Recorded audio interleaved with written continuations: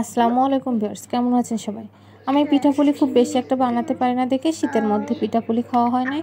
তো রোজার আগের দিন হঠাৎ করে মনে হলো একটু পিঠাপুলি তৈরি করি, আর শীত তো শেষই হয়ে যাচ্ছে। তো আমি এখানে কিছু পুলি পিঠা তৈরি করেছি। আমি কিছুটা ভাজবো আর কিছুটা ছোট ছোট করে যেগুলো তৈরি করেছি সেগুলো আমি দুধ পুলি তৈরি করব। তো বড়গুলা আমি এই যে ভেজে নিয়েছি, ভাজার পরে আমার পিঠাটা দেখতে এরকম। আর দুধ পুলি করার জন্য আমি এদিকে চুলায় দুধ জাল বসিয়ে দিয়েছি। আমার দুধে বলক এসে গিয়েছে।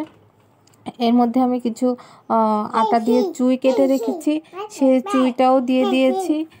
আর তার মধ্যে আমি কিছু আটার গুঁড়াও দিয়ে দিয়েছি। আর সেগুলো ফুটে গেলে দেখেন এর মধ্যে আমি একটা একটা করে ছোট ছোট করে যে পুলি পিঠাগুলো তৈরি করে রেখেছিলাম সেগুলো একটা একটা করে দিয়ে দিচ্ছি। যেহেতু ফার্স্ট টাইম আমার একটু ভয় লাগছিল যে এগুলা ভেঙে যায় কিনা, আর কখনো তৈরি করি নাই। তো এরকম ছড়ানো একটা পাতিল নিলেই আমার কাছে ভালো মনে হয়।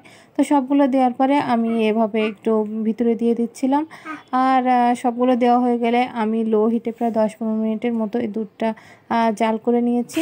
তারপরে দেখেন এটা হচ্ছে আমার ফিনিশিং লুক। এখন এটা ঠান্ডা হয়ে গেলে ফ্রিজে রেখে দেবো। ফ্রিজে রেখে এটা যখন একটু ঘন হয়ে যাবে তখন খেতে অনেক বেশি মজা লাগবে।